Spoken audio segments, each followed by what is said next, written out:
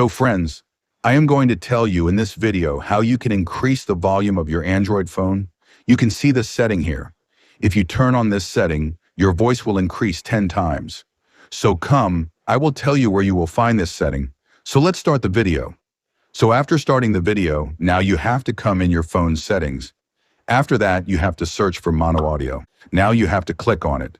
After that, this setting gets turned off in your phone, so you have to turn it on. After turning it on, your voice increases a lot. So now let me tell you another setting. You have to come back. You have to search again for developer options. After that, you have to click on this. Now you have to come down a little further. After coming down, you will see Enable Absolute Volume.